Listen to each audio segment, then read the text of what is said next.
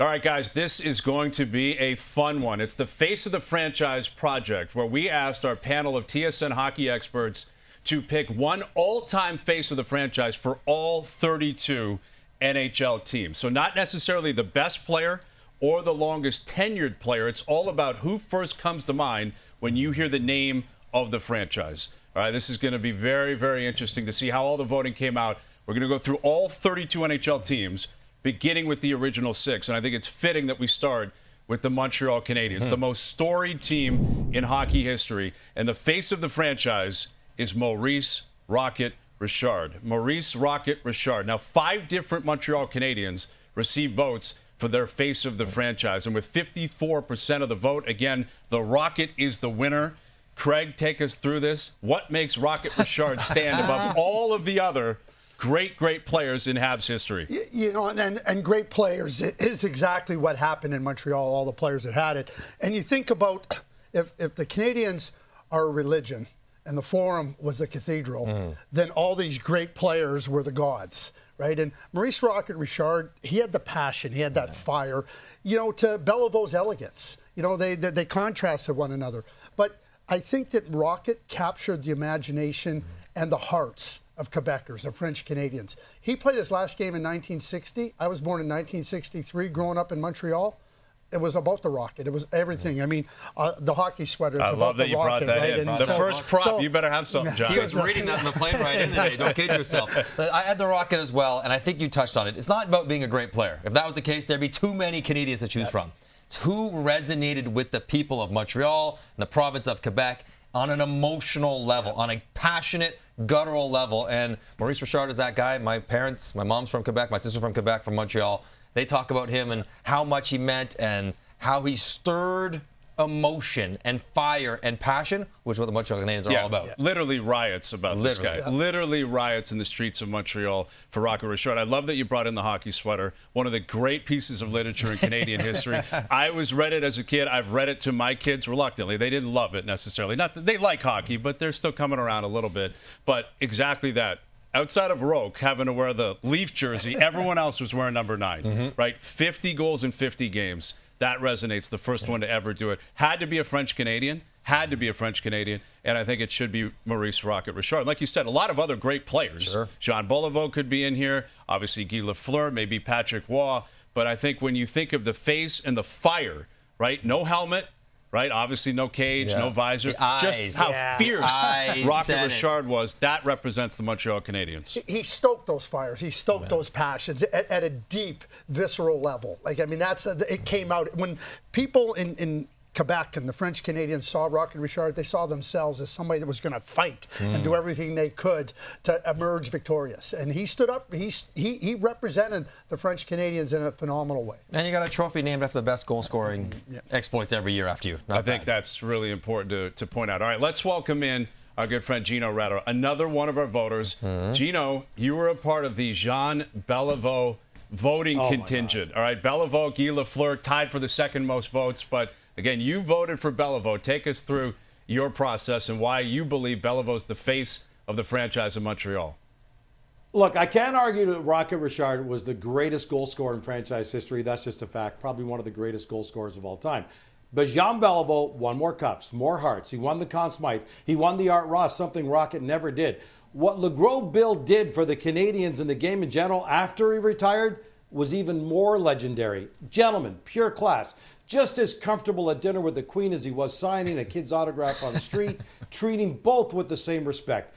Gentlemen, being in the presence of Jean Beliveau was a brush with hockey royalty. I experienced it, nothing like it. 2 different prime ministers offered to appoint him the Governor General of Canada, but he didn't take it because he didn't want to take time away from his family or the charities he championed. Mr. Beliveau is the single greatest ambassador in the history of the game and the face of Les Canadiens. Tough to argue with that, yet we all just did. And we all voted for Maurice "Rocket" Richard. Thank you, Gino. We appreciate it. There it is. The first of the 32 teams, Maurice "Rocket" Richard, the face of the franchise in Montreal. All right, let's move on to the Toronto Maple Leafs. Now, the Toronto Maple Leafs, where the face of the franchise is Wendell Clark. Wendell Clark. No team had more players receive at least one vote, then the Leafs. 7 different players in total. In fact, all 3 of us voted for different players.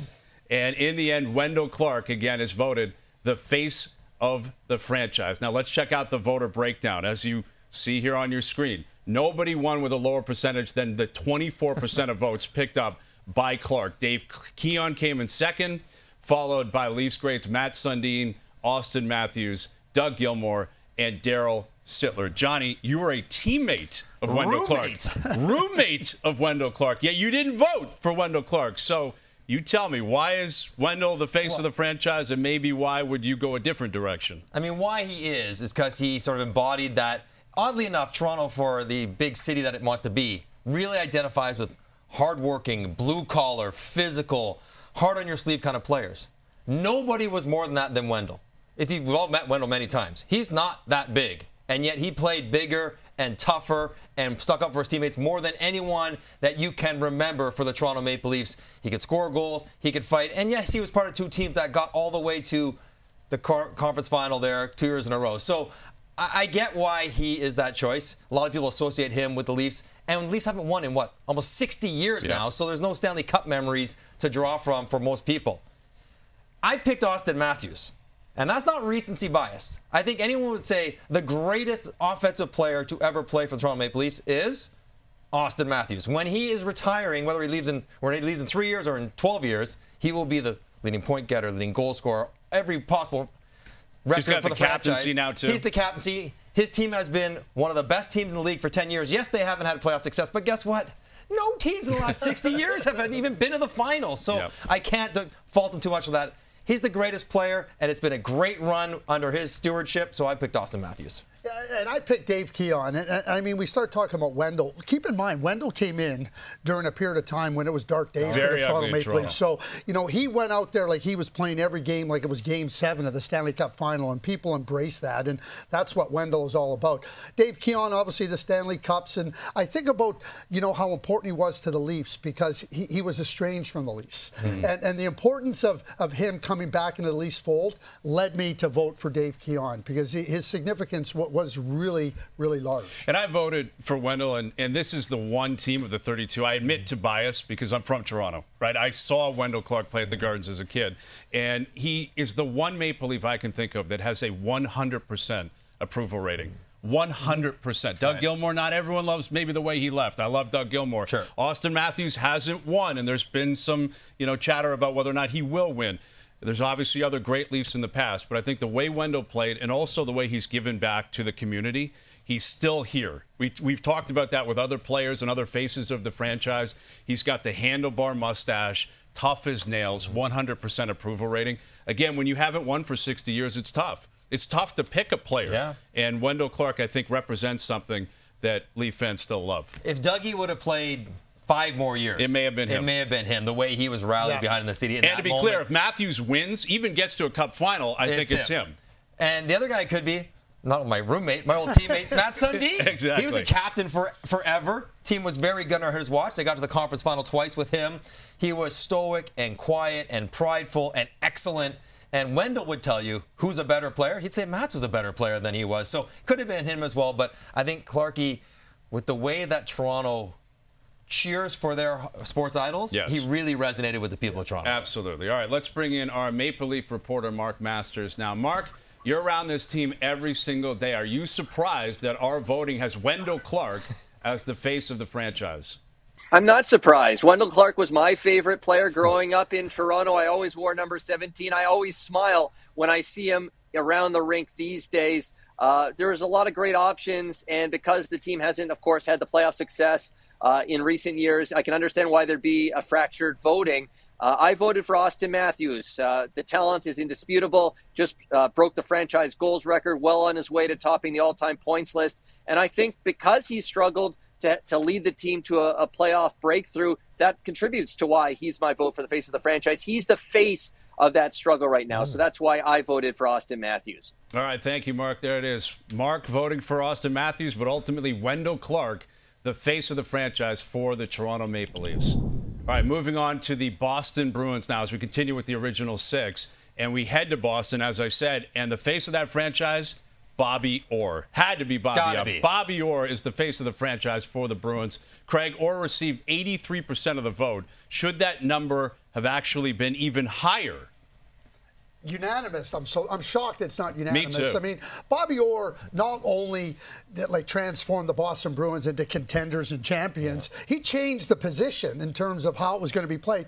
Yes, people will say Doug Harvey was kind of a predecessor, but Bobby Orr changed the way the game was played. And when you watch and you understand, talking to players that played against him, this is what they said. They said, Bobby Orr had to play in the NHL because there wasn't a league higher than that. He had to settle, and I think that speaks to his brilliance. I would just say this. Ray Bourque, you cannot sleep on how great he was. Nope. I'm not saying he changed the game the way Bobby Orr did, but he played in Boston forever, and he was incredible every single one of those. Yes, he played in the same era as Paul Coffey, but you look at his numbers year after year after year, and he was first or second best defenseman for 2 decades. Bobby Orr's career cut short because of injury, so maybe just for longevity with the Bruins, even though he went to Colorado to win, you can make a pretty good case for Ray Bourque because he's one of the best of all time, as was Bobby Orr. Absolutely. But like Bobby Orr, the image of him flying through the air, there's nothing quite like it. Again, the numbers, the statistics, the plus-minus, outrageous. And I think what tops all of these other players, all of them great in their own right, but in the city of champions, like Boston, I know that's not technically their title, but we're talking Brady. We're talking all these great, great players. Larry Bird. You could go on and on and on. To be considered like a Mount Rushmore guy in a city like that, it's incredibly difficult, but that's what Bobby Orr is. The only thing like Bobby Orr's at the top of that list. He's got to upgrade that statue outside the building. Yes, I know. What's up with that? It's not life-size. It's not bigger than life-size. It's not good down. enough. It's simply That's not good not enough. worthy of his greatness. Well, the banners in the TD Garden now. Dick Clapper, Eddie Shore, Bobby Orr, Ray Bourque, Zdeno Chara. I mean, you think about the defensemen who have come through the Boston Bruins. Wow. Yeah. And that speaks to the greatness of Orr, that he's just a step above them. All right, so Bobby Orr, the face of the franchise for the Boston Bruins. All right, let's move on to Detroit, the Detroit Red Wings. And guys, again, I don't think this is going to be necessarily shocking, but Mr. Hockey, Gordie Howe, is the face of the franchise for the Detroit Red Wings, and it's pretty decisive over Steve Yzerman, who did finish with some votes. So this was not unanimous. Steve Yzerman did get some votes, but Johnny, are you surprised this wasn't unanimous for Gordie Howe? I'm not surprised that he is the face of the franchise. He's Mr. Hockey. I mean, he's Mr. Hockey. Of course, he's the face of hockey. He's going to be the face of your franchise. He played forever. But decisively over Steve Yzerman. I mean, you think about what Steve Yzerman went through with the Detroit Red Wings from the time he was drafted, when they were in dark days as well, not a very good franchise, to where they became the marquee team in the NHL under his leadership for the better part of a decade, and launched that entire organization to a stratosphere that maybe Gordie Howe never even took them to. So, yes, Gordie Howe gets it, but I would have thought it might have been a little bit closer with Yzerman. Well, you think about what Gordie, Mr. Hockey, nobody's going to argue with that and what he did in his career, but it was dark days till Steve Yzerman showed up there. So Steve Yzerman had to revitalize that organization. I still remember very clearly Steve Yzerman when they won the Stanley Cup in '97. He goes, I was born in Cranbrook, British Columbia. I was raised in Detroit.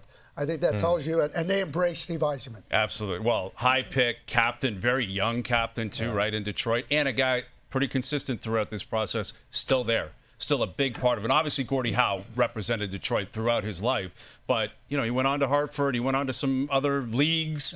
Steve Yzerman has been through and through for the most part.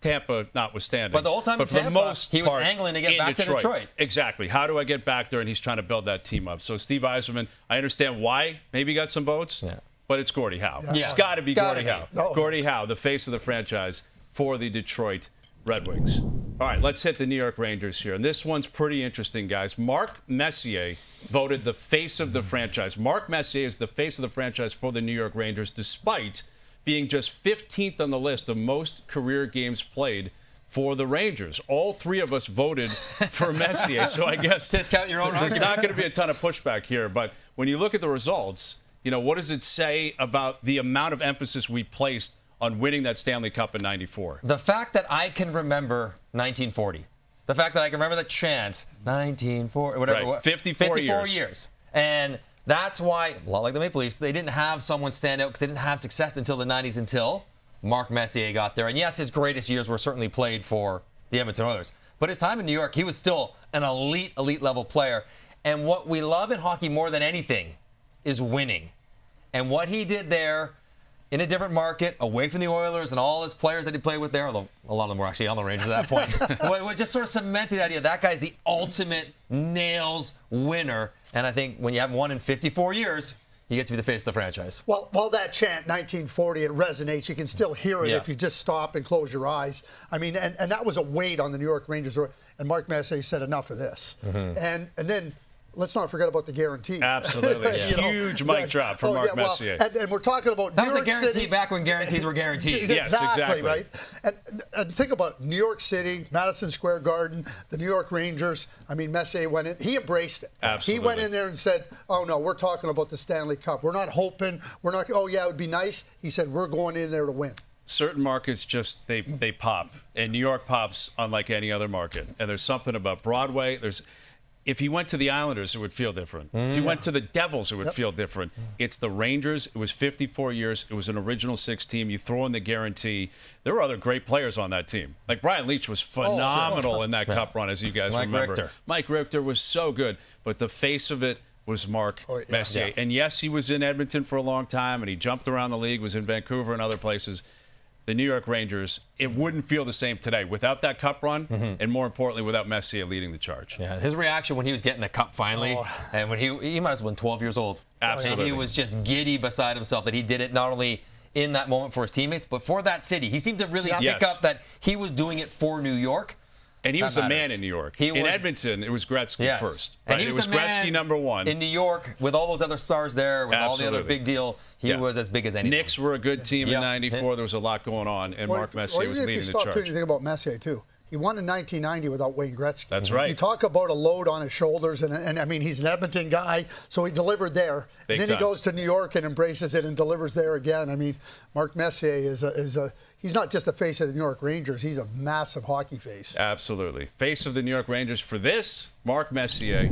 All right, let's move on here to our final original six team, the Chicago Blackhawks. And just like in Toronto, or with Toronto, the Chicago votes were all over the place. 7 different Blackhawks received votes, with Jonathan Toews edging out Patrick Kane, Stan Mikita, and Bobby Hull. So Jonathan Toews, the face of the franchise for the Chicago Blackhawks. All three of us were on different players here.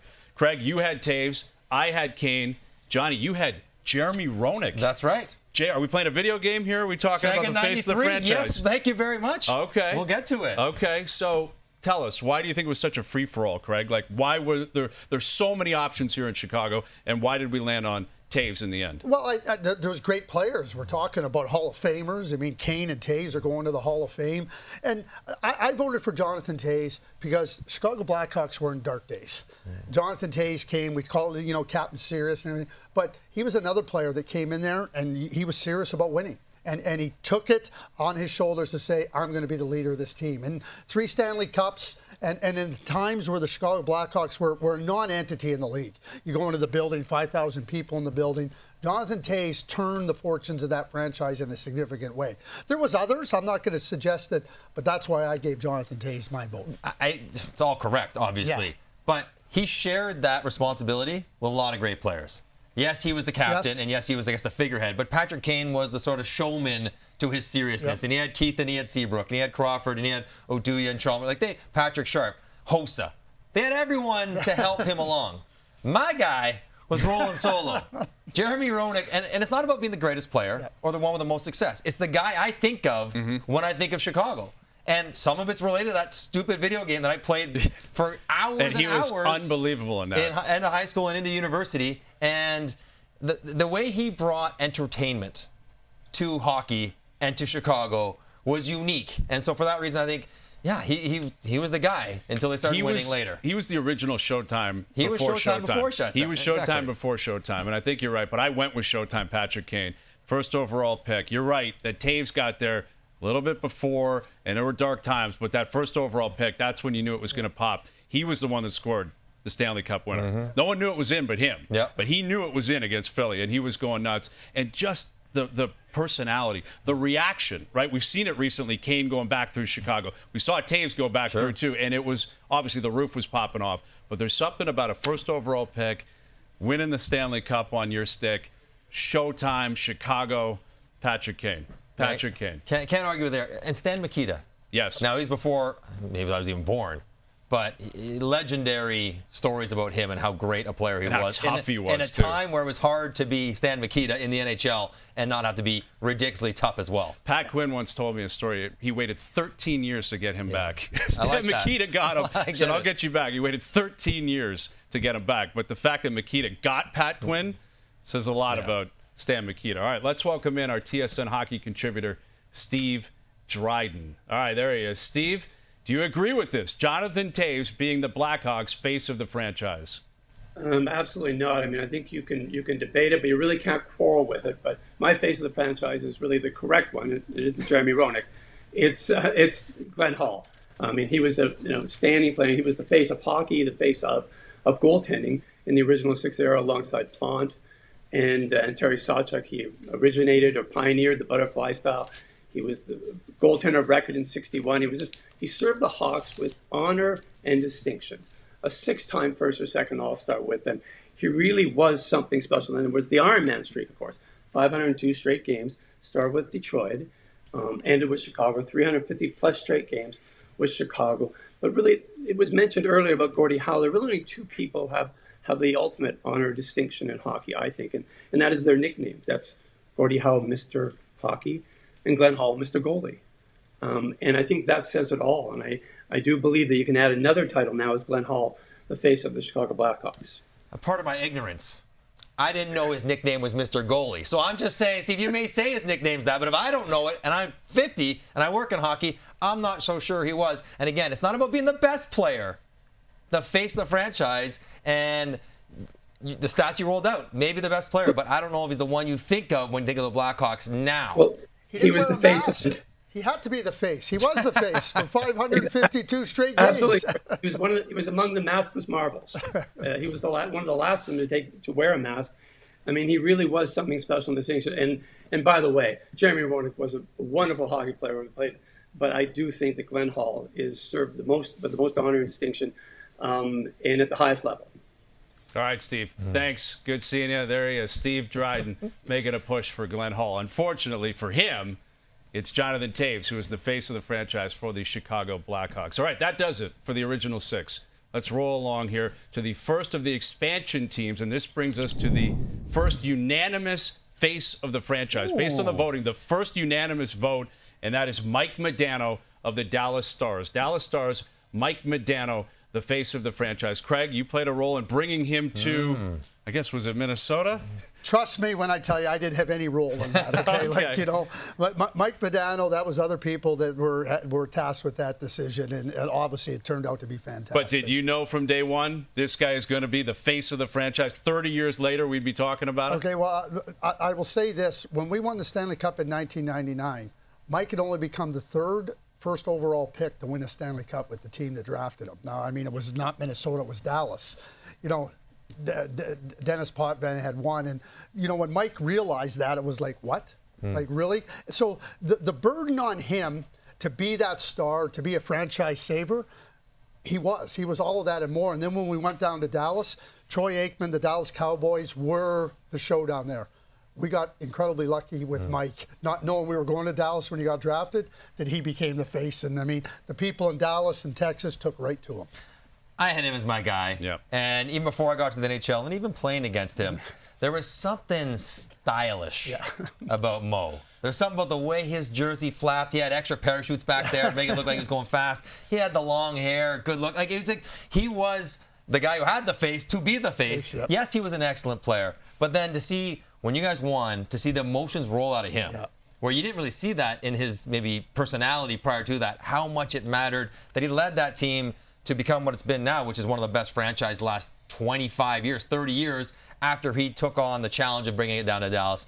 But the way he played, the way he looked on the ice, is I could the jersey flying. I can picture it now, the hair flapping, jersey flying, and he looks glorious doing it. The jersey flying face of the franchise. I feel like Ric Flair. The jersey flying. That's face of the franchise. That was exactly Mike Modano. And like that team in '99, they were tough too, right? They had a lot of really, think of Hatcher and you think of, all Ken Hitchcock behind the bench. And he was a little bit different, but it was so needed. Obviously, you know that. I mean, how well he played, the skill, the speed. one of one. Well, you need everything to be successful. We were talking earlier about other teams that had, you bet, but other players benefited from Mike as Mike benefited from them. But there was no question that Mike not only was the face of the franchise, he still is the face of the franchise. It's also something nice about watching a person grow up, like literally and figuratively, with your franchise. Yes. He came as such a young player, and he grew up into an adult and a family man and all the rest of it. Also, he came in as a high-powered offensive dynamo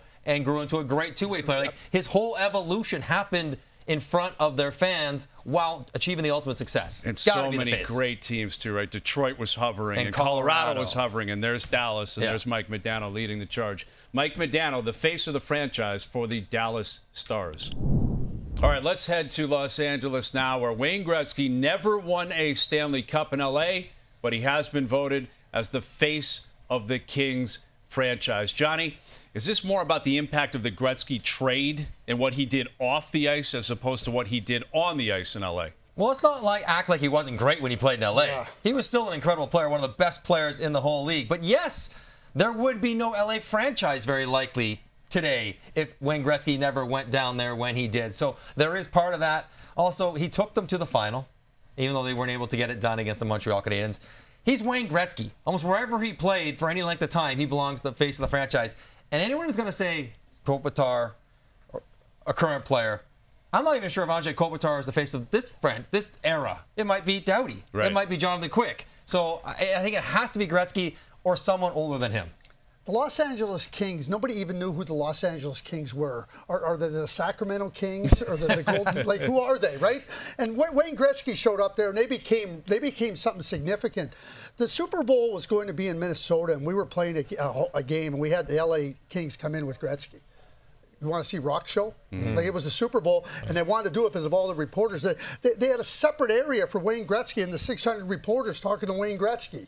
He was the face of the L.A. Kings, and he changed the fortunes of that franchise. Yeah. He made them relevant. Because to Mike's point, I mean, they'd be like the Kansas City Scouts, the California Golden Seals, the Cleveland Barons. 100%. It's not that deep. It's Wayne Gretzky. And it's Hollywood, right? Yeah. It's Hollywood and what he, just the buzz that came with it within that market. And that's what we're talking about, the face of the franchise. But when you think of the Kings, you think of Gretzky. And I think what you said about the buzz that he created throughout the league. Like when he was with the Oilers, it was about the Oilers.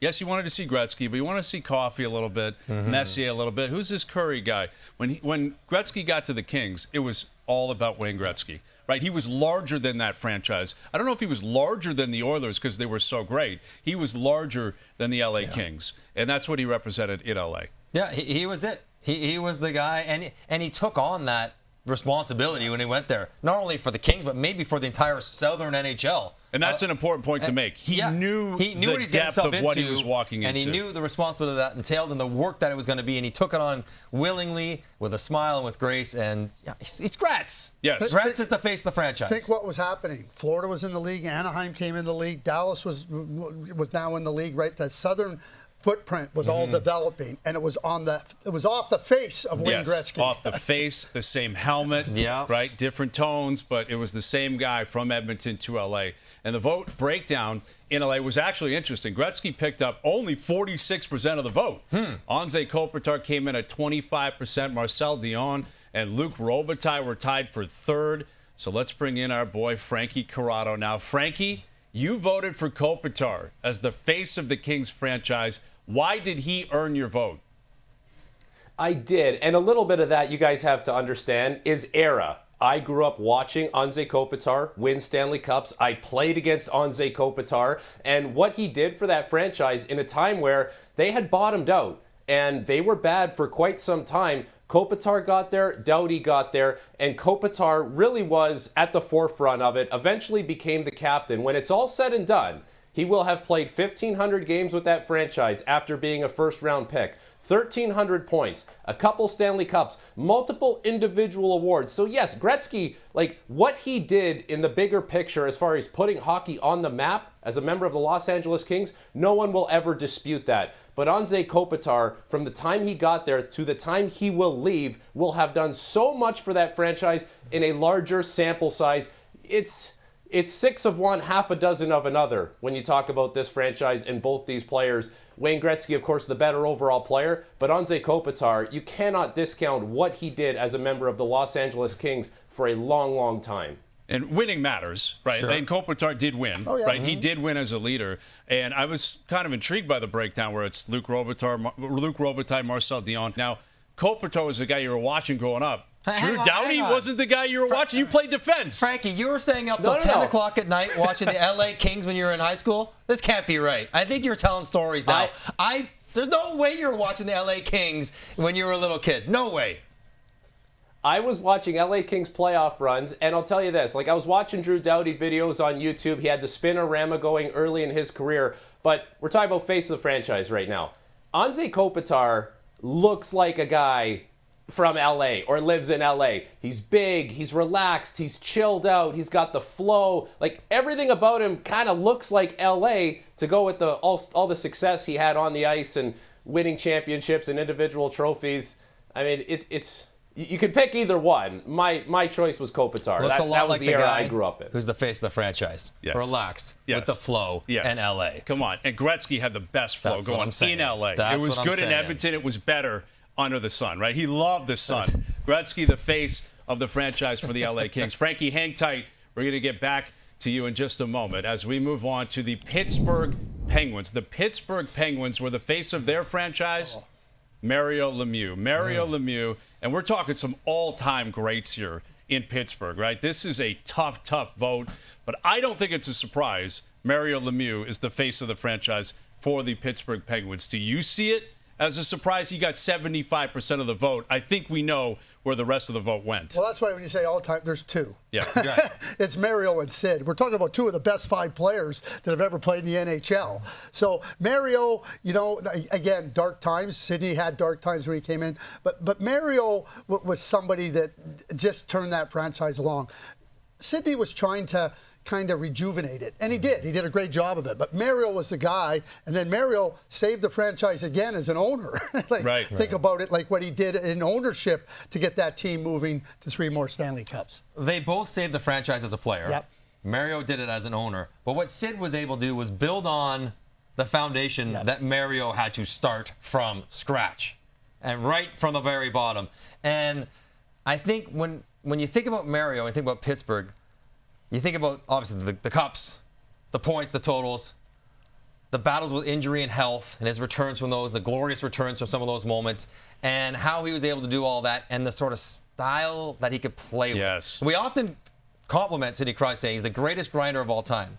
Well, Mario might be the most skillful skill guy of all time. There's just a beauty to the way he played, and the reason why Pittsburgh fell in love with hockey, Mario Lemieux. Yeah, absolutely. I want to add, when he came back, and I remember I was going to the World Junior Tournament, and that's at Christmas time, and he played, and I was in the airport, and every TV was tuned in to Mario Lemieux on Hockey Night in Canada. And that first game back, I mean, he was simply brilliant. Yeah. But all eyes were on Mario Lemieux in the airport watching him. And basically since right when he walked into the league. Now, Sid had that as well, right? Especially coming off the lockout, different era for sure. Both great nicknames, Sid the Kid, but the magnificent one puts it over the top. And I think you made the point, Johnny, the fact that he got there first. Sometimes that matters. Who got there first? Who laid the framework? Both of them winners, so you can't separate them there. Right? Yeah. Mario's won 2 cups. Obviously, Sid's won 3. But I think the grace in which he played, you talk about bringing it to the streets, like street hockey. I don't know if you can play like Sid. You can't grind in the corners playing street hockey throughout the country. Protect the puck? No, but you can dangle. You can try to. You can try to dangle like Mario. So Mario Lemieux is the face of the franchise. So let's bring back Frankie Corrado here. And Frankie, you were part of the 25% who voted for Sidney Crosby. How tough of a choice was this for you? It's impossible. You guys, you can't honestly build a compelling case against Mario Lemieux in any way, shape, or form. So let's just get that out there. But the reason why I go with Sidney Crosby, one, again, era I grew up in, watching Sidney Crosby, playing against him, playing with him for a very brief period of time. Hopefully he remembers my name. But I guess if you look at coming out of the lockout, where the NHL was and the 2 superstars that were entrusted in bringing the league back, it was Sidney Crosby, it was Alex Ovechkin. So when I'm deciding who's the face of the franchise for the Pittsburgh Penguins, I'm taking into consideration what Sidney Crosby did for the NHL at a time where hockey was low and they had missed a whole season. Sidney Crosby jerseys exploded unanimously. He's considered the best player for years and years and years and is still doing it at such a high level. Like I said, how can you honestly build a compelling case against Mario Lemieux? You can't. Sidney Crosby's contributions to the Penguins and the NHL were massive. I grew up, that's my era, Sidney Crosby, so that's why I selected Sidney Crosby.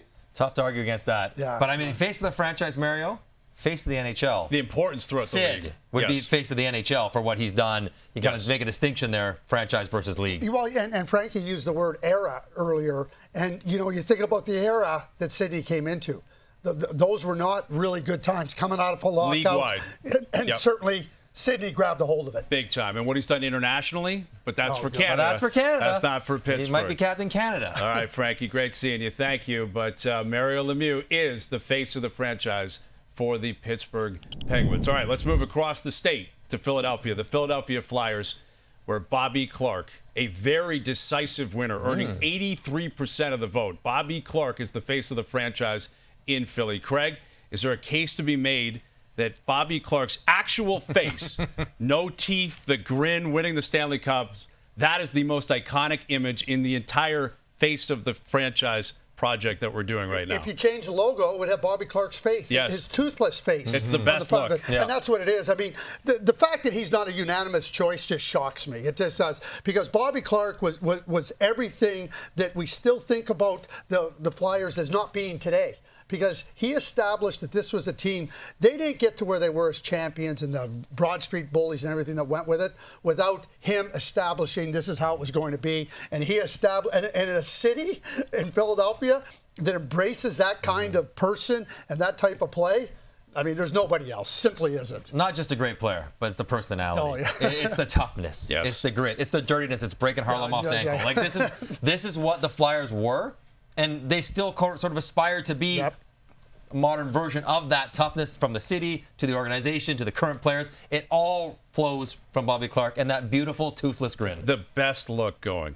No teeth. Best ever. A winner. And maybe the second option for face of the franchise, maybe it was Eric Lindros. Yeah. Bobby Clarke played a significant role in his whole run in Philly. All right, Bobby Clarke is the face of the franchise for the Philadelphia Flyers. Let's move on here to the St. Louis Blues. Not much drama in St. Louis. The face of the franchise, Brett Hull. Brett Hull earning almost 80% of the votes. Johnny, we all had Hull here. Yeah. All of us had Brett Hull. Was this an easy one for you? I mean, I think so. The greatest player, greatest goal scorer, the face, the personality, the humor, the staying power. He's still very much part of the community there in St. Louis in his post-playing career. So, yeah, I don't know. Even though he didn't win a cup there, I think it was pretty clearly he was the guy. When they did win a cup, he was the best on stage, too. He had more fun than anybody else when they did win it. As though he did win. In 2019, Brett Hull, his name's basically on that Stanley Cup. Which tells you how much that city and organization means to him. Absolutely. Yeah, and Brett Hull was great in St. Louis, and certainly when you think about the St. Louis Blues, I think of number 16, Brett Hull. For sure. 86 goals in a Hanging season. out, one-timers. 100%. Silver Easton, 100%. look Oates to Hull, Janney to Hull, you can't beat it. Brett Hull, the face of the franchise for the St. Louis Blues. All right, let's get back to a Canadian team. We'll head to the West Coast. The Vancouver Canucks. This was a fascinating one. It's the only spot where two names were allowed. Two players, same face. Same face. That's right. The Sedin twins are your face of the franchise in Vancouver, picking up 53% of the vote. However, Craig, you and I, we both had Pavel Bure. We both had the Russian Rocket. Johnny, you had the Sedins. Yeah. I didn't know this was allowed, but apparently it is, and I guess you weren't alone here because a lot of voters agreed with you. Why did you go with the Sedins over a guy like Pavel Bure or others? You said it one singular face. I didn't have to pick two faces. One face does the trick for all of them. I think because of how long they played there, they're so synonymous together. They were the best team in the league for about 4 years. They got to the one Stanley Cup final, and they were the Canucks. They were that franchise. They were how they played, how they behaved, all of it. And they did it for so long. And I think that was the real point of determination between me and Bure. Bure wasn't there long enough. And Bure had great moments elsewhere. Whereas the Sedins, they were Canucks start to finish, and they were great the whole time. Can I change my vote? I guess if you want to. Well, no, I mean, Pav was unbelievable player, Yes. and he excited the whole fan base there. But, when you start to think about Henrik and Daniel and the Pretty longevity, and it is one face. It is one face, so I guess technically you're not wrong there. But Pavel Bure, I mean, the goal scoring, the Russian rocket, when he arrived, the buzz that came with it. I can still watch a YouTube clip of his first couple games. The It's best. like 10 minutes, and he's got 17 breakaways. The best. It's like breakaways, unbelievable. breakaways. He was tough, too. And he would dish it out. Oh, yeah, he looked for would dish it out. retribution. Oh, he Come did. get some if you want some, Pavel Bure. He didn't look over his shoulder for somebody to come in and fight his fights. He dealt with it. Absolutely. All right, let's do a deeper dive here as we bring in our Canucks reporter, Farhan Lalji. Farhan, Pavel Bure finished second, but Trevor Linden, Marcus Naslund, and Tiger Williams all picked up votes as well. Farhan, who earned your vote? Well, I would not want to be the person that tried to argue against the Sedin twins, but I took a more traditional path with a single player, and because I couldn't choose between the twins, I'm going to go with Trevor Linden, who came here as an 18-year-old, and really his career was synonymous with the Canucks. But mainly, when you look at the 1994 Canuck run that got to Game 7 of the Stanley Cup Final and what happened in 2011, I think the 94 group is a little more beloved in Vancouver because that group came out of nowhere, whereas greatness was expected from the 2011 team. All three men played a similar number of NHL games. Linden had more than 200 of his outside of a Canuck uniform, but even when he was not a Canuck, when he was captain of the Habs, people paid attention to what he did, and then he eventually worked his way back into the organization on the ice, and then eventually as president, and began a rebuild which he wasn't allowed to see through. But for a number of reasons, I think Trevor Linden is my face of the franchise. All right, thank you, Farhan. So again, the Sedin twins, the face of the franchise in Vancouver. All right, let's move on to the Buffalo Sabres. And in the end, Dominic Hasek with a pretty decisive win over Sabres legend Gilbert Perreault. Craig, was this the right choice? Absolutely. I mean, Dominic Hasek. I mean, all the things that the Buffalo Sabres as a team accomplished were off the back of Dominic Hasek. I mean, we're talking MVP, best goaltender in the league, maybe one of the best, if not the best goaltender all time. And for the Buffalo Sabres, getting Dominic Hasek, like he absolutely made them relevant. I mean, I love Gilbert Perreault and what he meant to Buffalo and the kind of poetry that he created when he was on the ice. But something about the way, not only Hasek, the numbers he put up, the way he played, the success they had, but his style was so unique that you could, like, when you're playing road hockey, you'd be rolling around on the street or rolling around in the carpet in the hallway, and who are you? Dominic Hasek. You're out there just swimming around because he was so unusual in how he played, which also helps him have the longevity. Like, I think about him and his style and his personality and his look and all of it when thinking about his time in the Sabres. Absolutely. And this is a visual experience where you can still hear Rick Jenneret just yelling, Hasek, Hasek, Hasek. And his helmet. The helmet. Right. A lot of these guys are players, obviously. You can see their face. Some of them, old school guys, didn't even wear helmets. But his helmet was so distinctive, and it had to be blue. Right? It had to be the Sabres look, and he changed everything. And you look back on his career, how did Chicago let him go? Where else is he going to go the rest of his career? But winning Hart trophies as a goaltender, putting the Sabres, again, back on the map, not that they hadn't been in the past. Great hockey market, 99 Cup final. It's all Dominic Hasek. And a great nickname, too, the Dominator. For 4, 5, 6 years, he played goalie better than it has ever been played before or since. Absolutely. It's pretty But great. the other thing about Dominic, dude, not just stopping pucks, it's the way he approached the game, how he disrupted you. He came out of the net, he bumped into you, he dropped the stick around the crease, he came out flying to come in, and you pick up your head, you might be going, head over heels as he came out. So it wasn't just how he stopped the pucks from going net, it was the way how he disrupted you in so many different ways. Buffalo, blue-collar town, too, right? Yeah. Blue-collar player, Dominic Hasek. All right, we're going to bring in Marty Baron now. Marty, 58% of voters named Dominic Hasek the face of the franchise in Buffalo, beating out Gilbert Perreault. You work very closely with the Sabres. Within the organization, does Hasek's legacy loom the largest? Obviously, those two are great for the organization, for the Sabres. Gilbert Perreault was the first pick of the franchise, and he was nicknamed the franchise. And really, I put him number one, but I get why Hasek was voted. He was the most dominating player for many years, and the best goaltender, in my opinion, that's ever played. He took the team to the Stanley Cup final, to the 98 conference final, and he did it with a roster that wasn't really great. So Dominic Hasek was so dominant that I get why the voters thought of him as the face of the franchise. All right, great stuff. Thanks, Marty. Again, Dominic Hasek, the face of the franchise for the Buffalo Sabres. All right, let's move out west here, your hometown. Let's move to the Calgary Flames. Jarome Iginla received 70% of the votes as the Flames face of the franchise. Johnny, are you surprised that the 1989 Stanley Cup winning team is not represented here? Instead, it's Jarome Iginla as the face of the franchise. For the record, if I was allowed to, I was going to say Craig Button should have been the face of the franchise, but I'm not allowed to. So I'm actually not that surprised about 89 because you think about that team, Al McInnes was a huge part of it. He went on to have great years in St. Louis. Then Theo Fleury's a big part of it, and Lanny McDonald, but he was a Toronto guy. Everyone sort of moved around and weren't specifically with Calgary throughout most of their career. That's where Iggy was different. Although he didn't start with Calgary, he was traded up there. He was the guy there, and he was the guy for so many years where he was clearly the best player, sort of better than everyone else on their team, and carried that franchise. They came so close in the final against Tampa. That Marty Gellin goal still might have gone in. I don't know. But the fact that he was the guy, and he was tough, and he was a leader, and he showed up in shape, and he held guys. Like everything you'd want your guy to be, the face of your franchise, he was it. When Cliff Fletcher traded for Lanny McDonald, it was to try to bring in a presence from Alberta. I mean, the Edmonton Oilers had Gretzky, and they were starting to show that they were going to be formidable. And he thought that Lanny coming in, a really prolific goal scorer, could, give some identity to the Calgary. And he did. He did all of that and more. But, being around both of them, and then Jarome was iconic in terms of, as a player, I mean, he was everywhere. And they were dark times, and Jarome had to go and answer so much of the time. He got mad at me for what we were naming a captain, and I told him his time would come. He goes, it's not going to come here. He was mad that he wasn't the captain. And I said, it'll come. And I told him, I said, I don't want you having to answer for the foibles of the organization.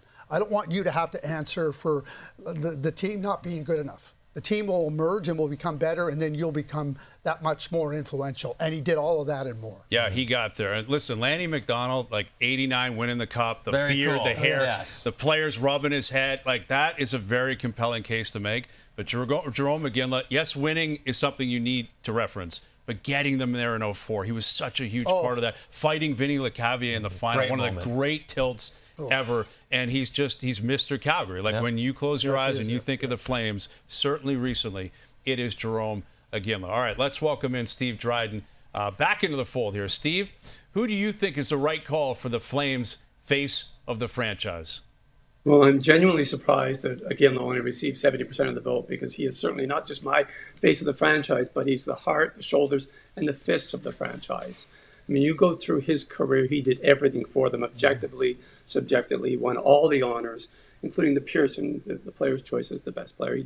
He did absolutely everything. He had the iconic moments. He had the shift in Vancouver in 04. He had the fight versus Vinny Lecavalier in 04 in the finals. He had the reflected glory that the Olympics bring. I mean, it was mentioned earlier that about Crosby, that was, that what you do for Canada is what we're talking about here. But there's reflected glory. And because you're representing your country and your team. And what he did there was amazing in 2002, 2010, gold medal performances. I think he was the quintessential Canadian player and the absolute model Calgary Flame. And he might have been robbed of the Hart the one year. Yes, might have or was. Some dicey voting cost him that individual award as well. 100%. 100%. All right, thank you, Steve. Great seeing you.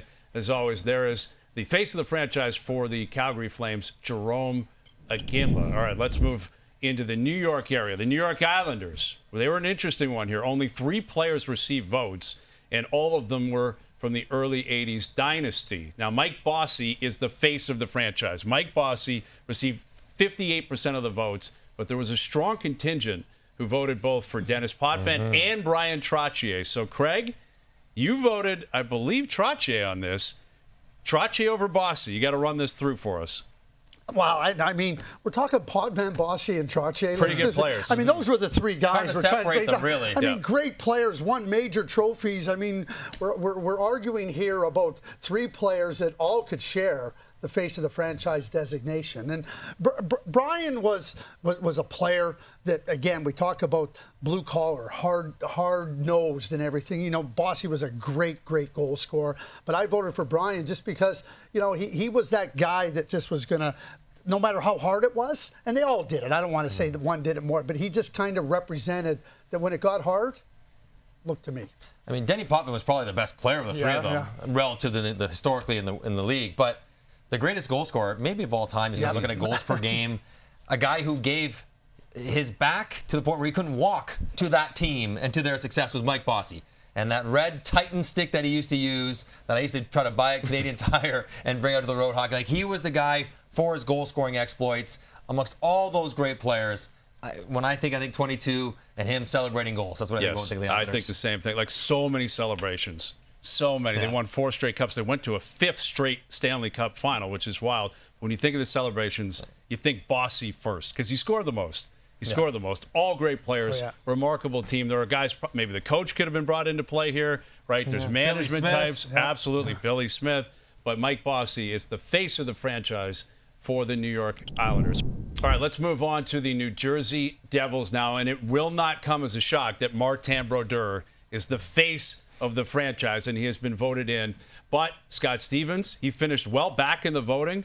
It's not all about who is the best player here, right? It's not about the longest tenured player. It's about the face of the franchise. When you close your eyes and you think Devils, could you think Stevens? Where do you stand on this, Craig? I certainly thought Stevens because when they got him in the transaction where St. Louis had signed Brendan Shanahan, I think that changed the big tenor and makeup of the franchise. And who can forget about his thundering checks, the way he intimidated opponents? And, Marty Brodeur was a great goaltender. There's nothing. But Marty Brodeur was shielded pretty good by some great defensemen in front of him, including Scott Stevens. And it was more the way Scott went about his business. There was not a big fanfare about him. He just, I'm here to play, and I'm here to take you out. And if you want to engage, right? Summed it up well. And he did it very, very well. Yeah, I remember trying to do my best to avoid him at all costs.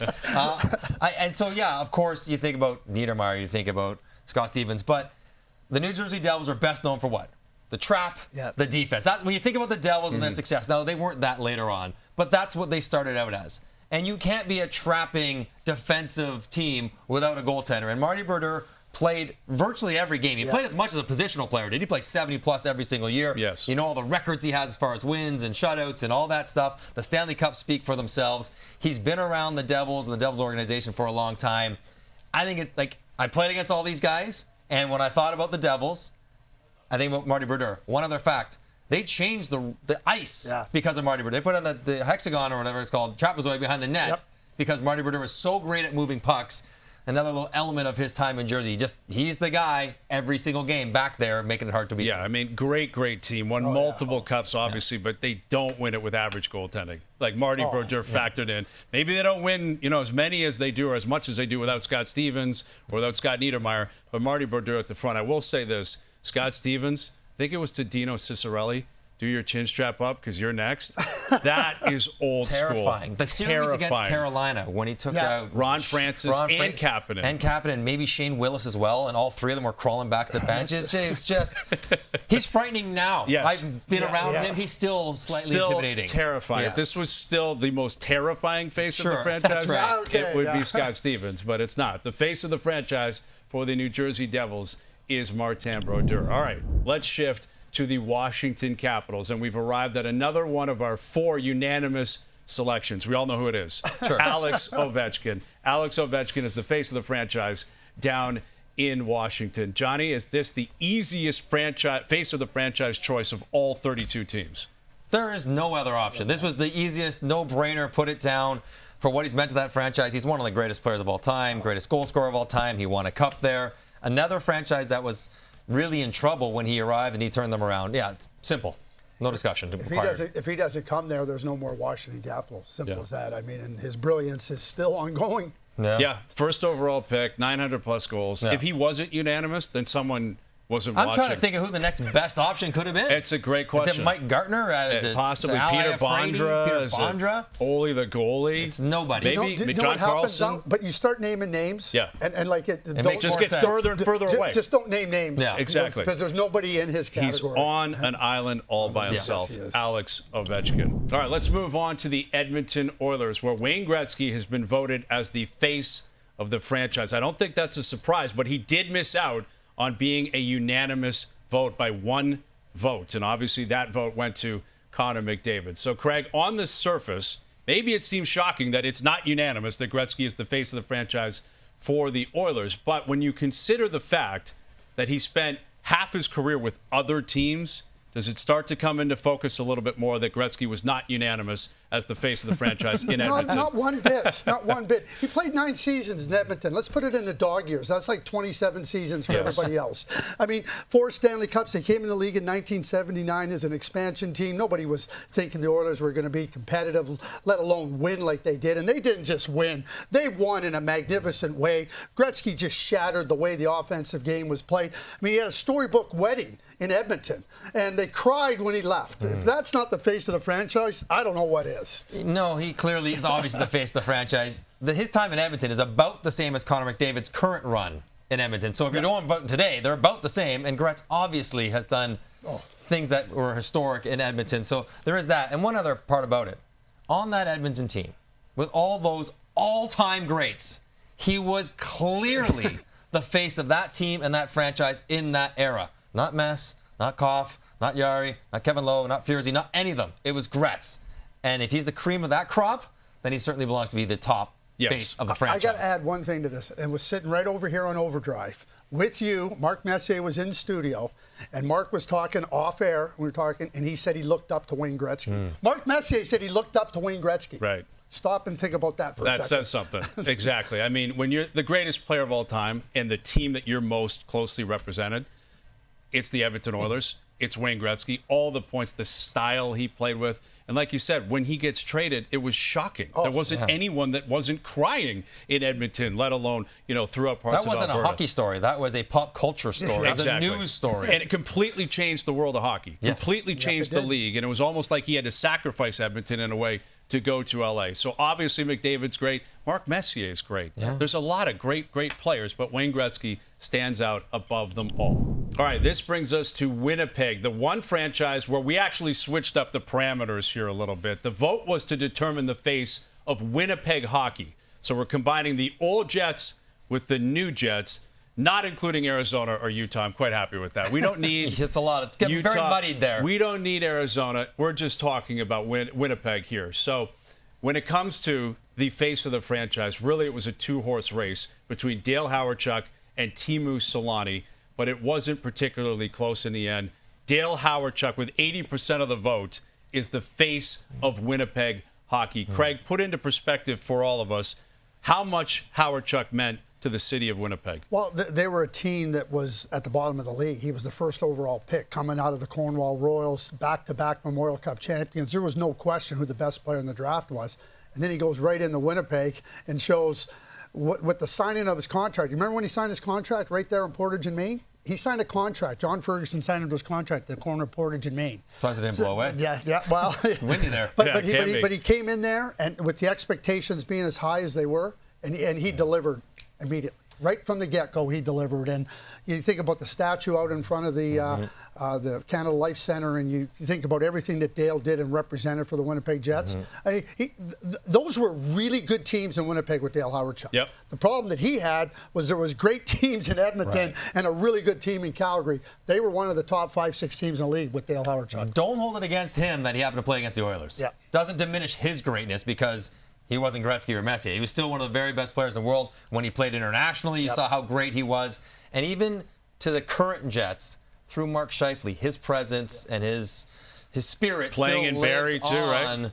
Through the current Jets. And I think the statue there, and you saw the emotional tribute to him, that he still resonates very much with that team. It seemed like the right choice. Right, and I referenced the Barrie Colts. Dale Hawerchuk was there when Mark Scheifele was there. Teemu Selanne scoring 76 goals, though. Like, that's a compelling case. case. That's the iconic moment. 76. The glove in the air. But I wonder, if this is one of the teams that we were discussing here of the 32. There's only so many that haven't won before.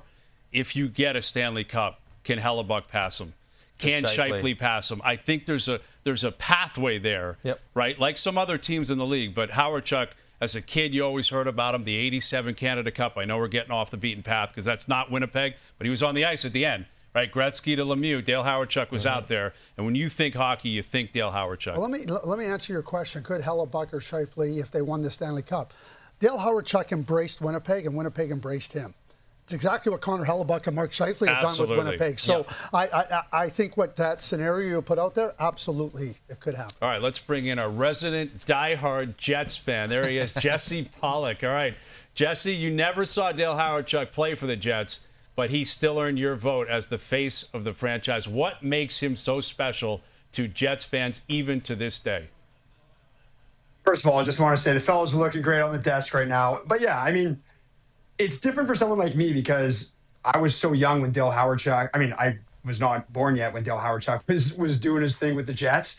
And it would be easy to look at guys like, as you guys are mentioning, Mark Scheifele, Connor Hellebuck. I mean, these are some great, great players. But to give some perspective, Mark Scheifele's played over 900 games for the Jets and hasn't even reached 900 points yet, whereas Dale Hawerchuk played just over 700 and surpassed 900 points with the Jets. So this is a true Hall of Fame, incredible player.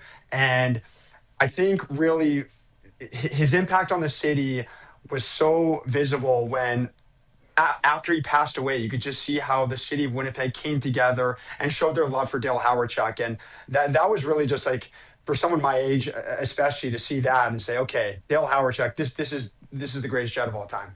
All right, Jesse, great seeing you. Thank you for that perspective. Again, the face of the franchise for the Winnipeg Jets, Dale Hawerchuk. All right, let's move past Winnipeg and let's head to the Utah Hockey Club, previously the Arizona Coyotes. Your name might come up here, Johnny. Vote? There's a chance.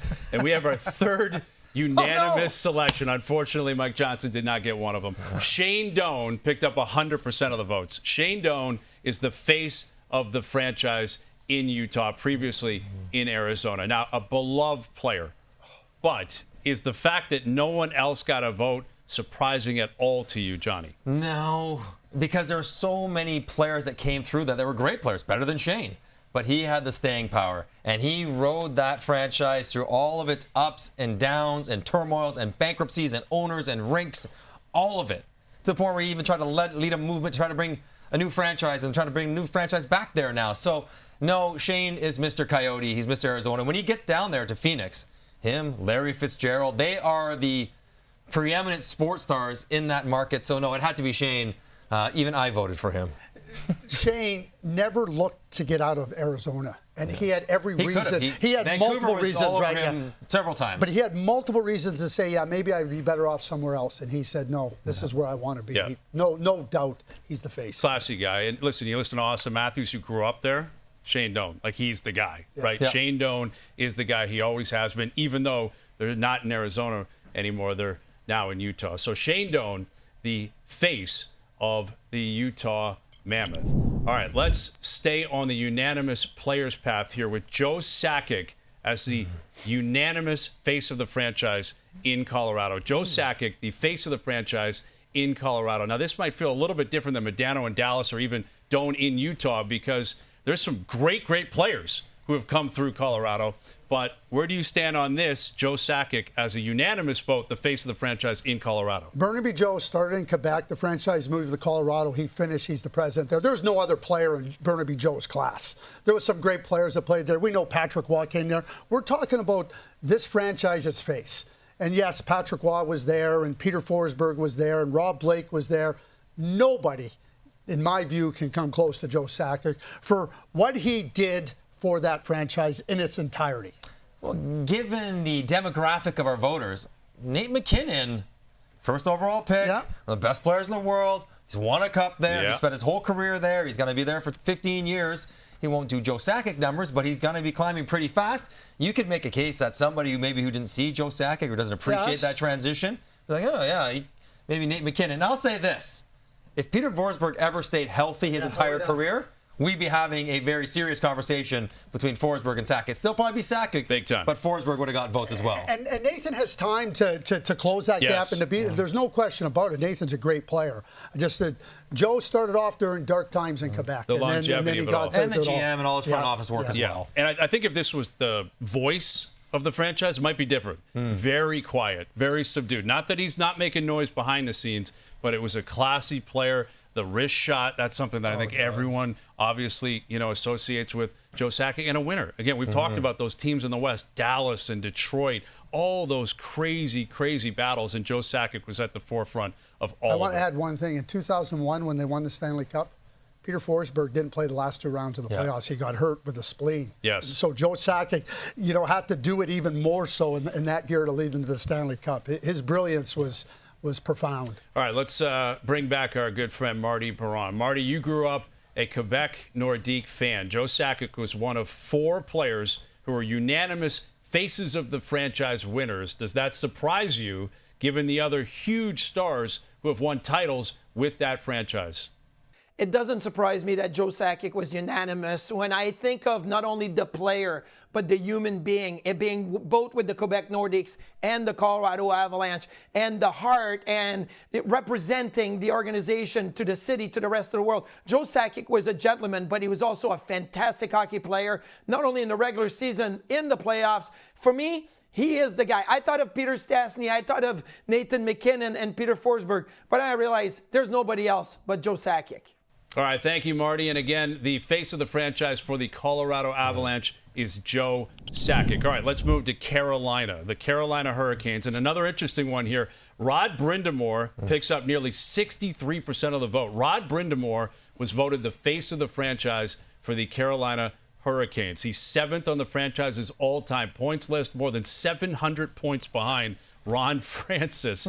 Johnny, is Brind'Amour the ultimate example of a gritty player that a fan base simply loves? We got to remember the definition. Face of the franchise. The guy who you think of when you think of that organization. Yep. All due respect to Ron Francis, it ain't him. It is Rod Brind'Amour over and over.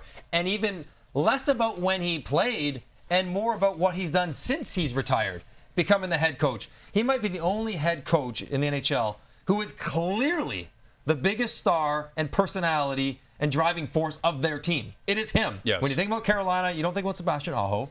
You don't think about Seth Jarvis. It is all Rod the Bod Brind'Amour. So, no, I mean, this is about his entire body of work and all the stuff that he's done with the organization, in his retirement, as well as the player.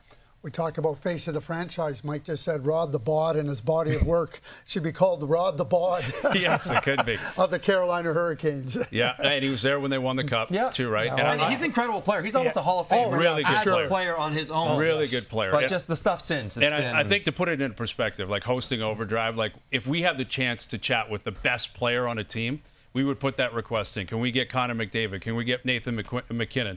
If Carolina's in town, we ask for Rod Brind'Amour. There you go. That's who we want to talk to, Rod Brind'Amour. Well, when you watch the games, watch how the cameras always capture Rod Brind'Amour. Yes. Like, it's always Rod because he is the guy. Yeah. Rod Brind'Amour, the face of the franchise for the Carolina Hurricanes. All right, let's move to San Jose here, where the San Jose Sharks, it was a two-way battle between Joe Thornton and Patrick Marleau, but Joe Thornton was voted the face of the franchise, taking home 75% of the votes. Craig, you and I were both on Thornton. Johnny, you were on Patrick Marleau here. Does seeing the 75% vote in favor of Thornton, does that change your opinion a little bit here? Not at all. No, you're still Makes you're me going feel with Patrick better about Marleau it than ever. All Yes, right. you know how I am. I understand. Like obviously, Jumbo went there and was the best player in the league and was incredible. And you know his look with the beard, you could say is the face. But I just think of sort of the quiet excellence of San Jose and Patrick Marleau. He played there forever. He never missed a game. He started there. He was the youngest player in the NHL when he played, and he played there for 15 straight years and never missed a single game. Went out and scored 500-plus goals with them.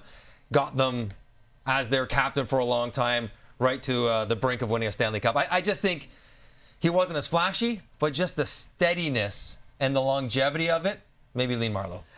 I voted for Joe because I tried to say who had the better beard. Yes, okay, but it's Joe Thornton all day. kidding aside, So though, it's Bernsey.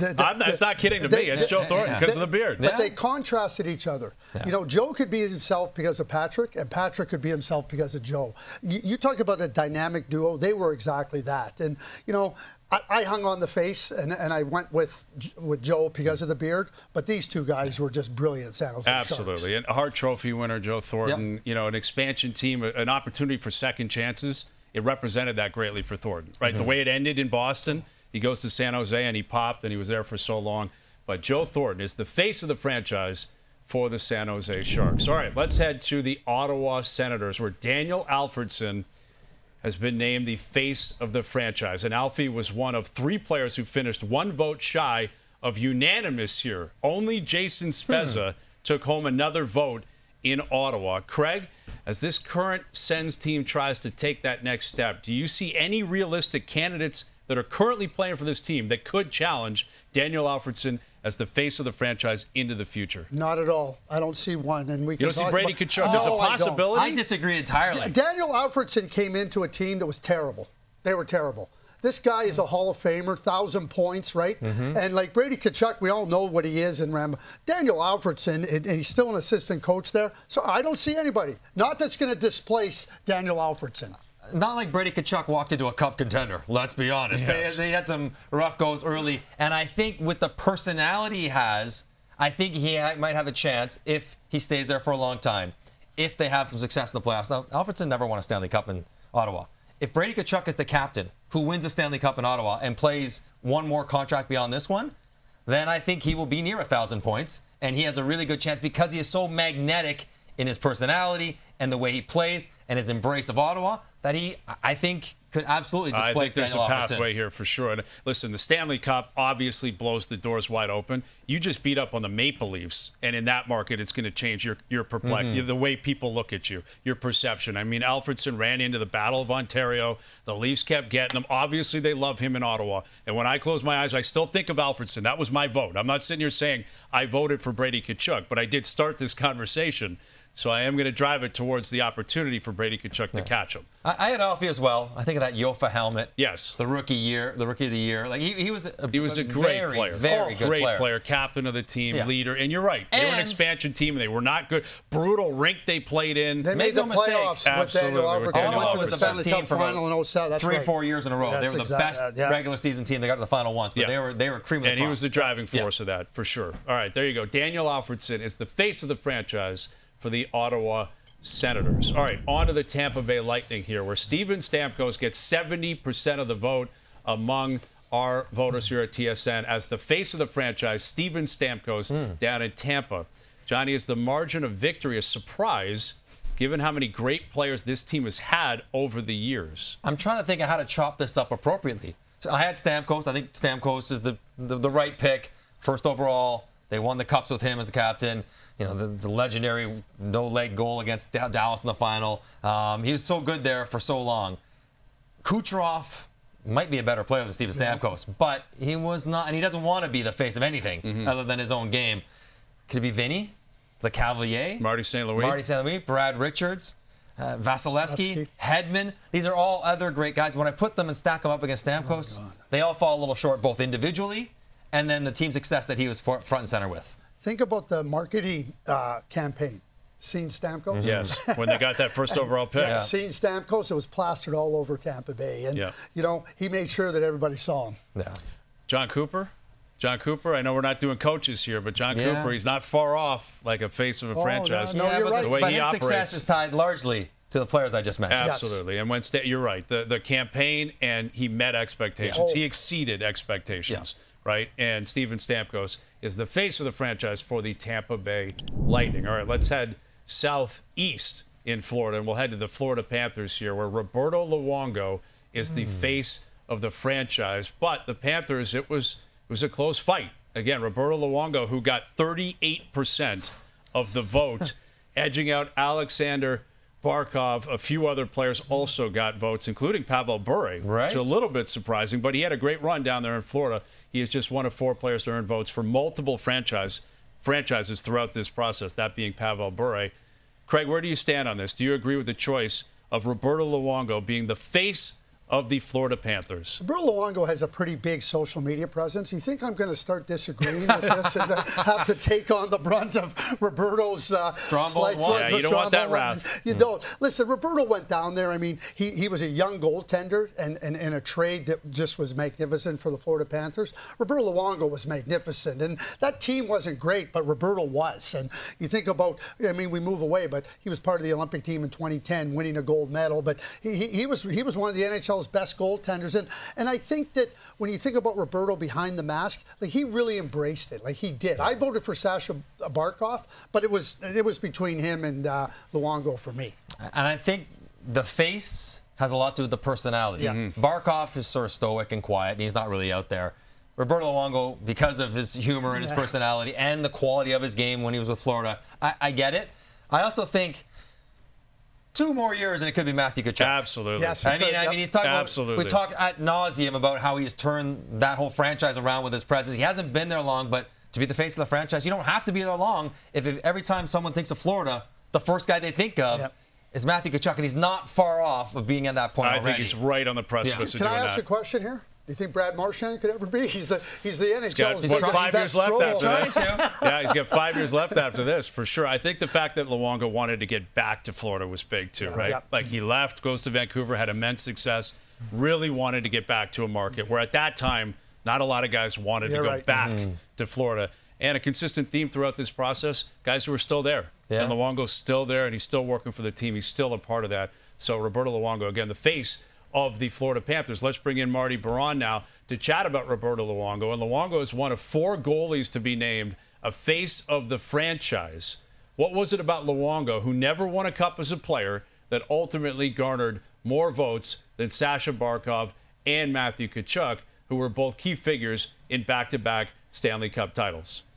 When I think of going to play the Florida Panthers and the fan base and the interaction that was going on in the crowd, it was all about Roberto Luongo. There used to be a big Italian flag during warm-ups, right? Because his wife was from the area. They loved him like he grew up there. There used to be the saves, like kind of the strikeouts in baseball. They would put S for saves around the upper bowl. And he sometimes would get to 40, 45, 50. They celebrated him like he was their own, that he grew up there. And for that, for me, Roberto Luongo is the face of the Florida Panthers.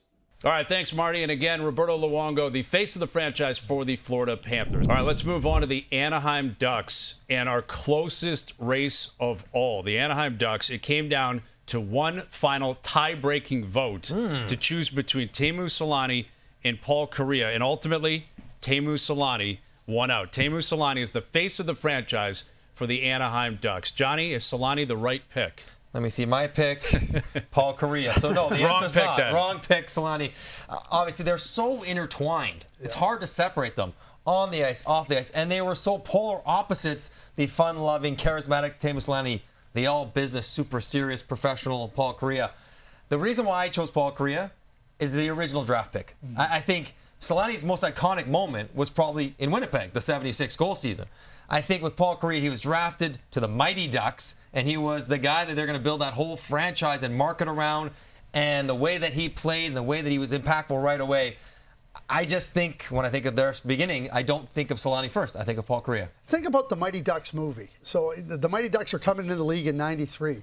Gretzky's been traded there. He's establishing hockey there, and the Mighty Ducks movie comes in. And then you get Paul Kariya, who was magical, who was that guy that all those kids could relate to and say, hey, I want to be like Paul. And Paul was a great player, and I'm right with you on the original pick. And he was a great player during his entire time with the Ducks. Way ahead of his time.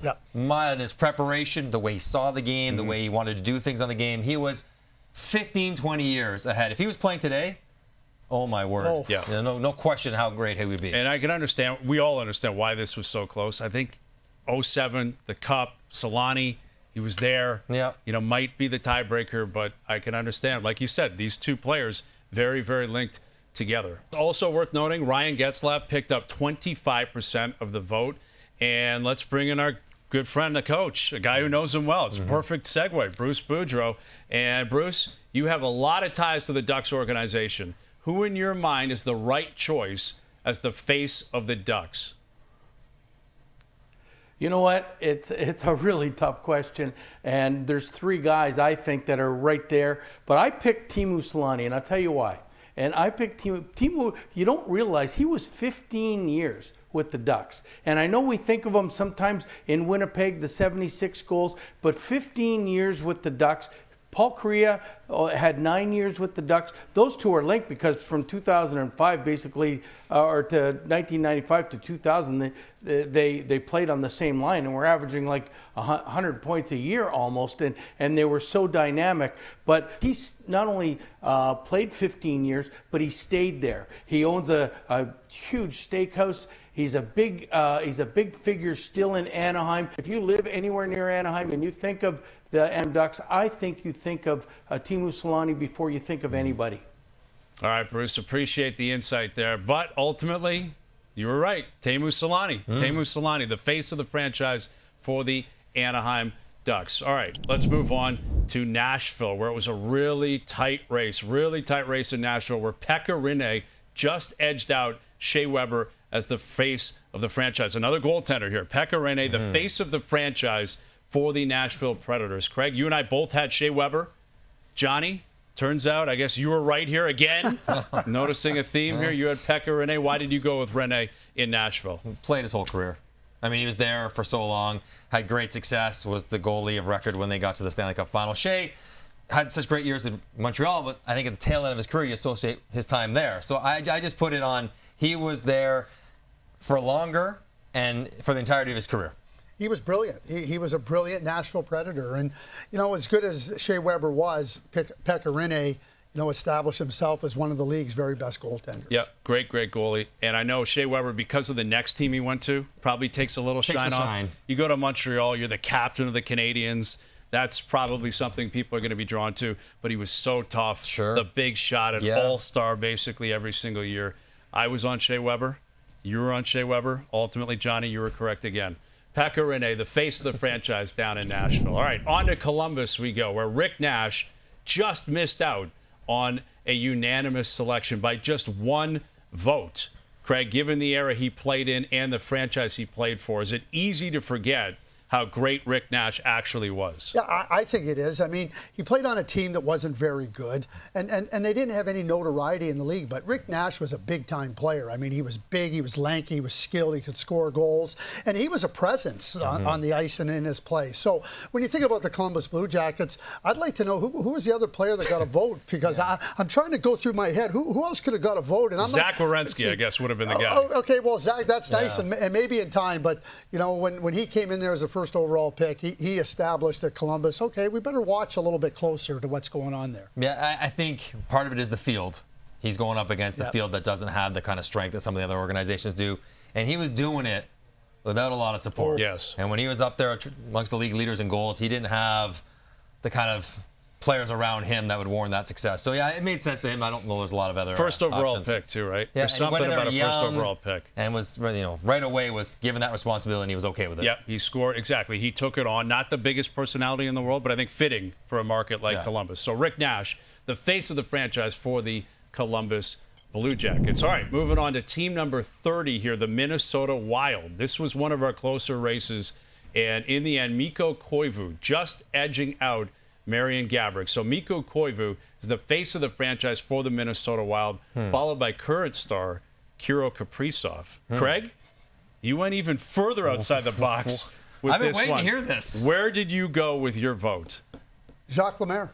Jacques Lemaire. When I think about the Minnesota Wild, we were talking earlier about the New Jersey Devils and the trap and how well they played defensively. Well, Jacques was the coach of that 95 Stanley Cup winning team.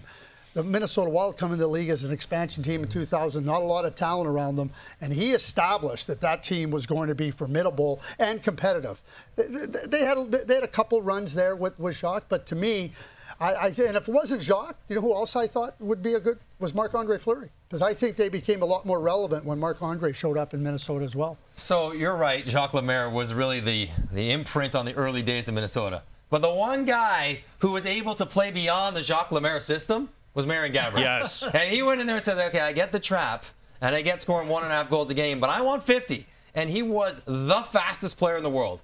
He could just blow your doors off. If I played against him, you're trying to match up against him, no shot. He was so much faster, and the fact that he could do it under your boy Jacques Lemaire's program makes it that much more impressive. So exactly. I had Gaborik as my vote. I had the same vote, exactly the way you described it. When there's a guy that sticks out in a system like that, he's your guy, and Gaborik had it. All the talent in the world. I think maybe if he played for a different coach or in a different system early in his career, he could have been a guy 50 plus, 55 plus, 100 plus points, but he still made it work in Minnesota. Yeah, little kids running around Minnesota wearing Jacques Lemaire jackets. They're wearing Marian Gaborik jerseys. Exactly. Who do you want to be like? Yeah, Mikko Koivu, great player, right? And consistently there for a long time when they started making the turn as well. More relevant in terms of wins and losses. Interesting that in 5 years it's going to be Kaprizov and it won't be a question. So this is just a temporary placeholder. Maybe Quinn Hughes.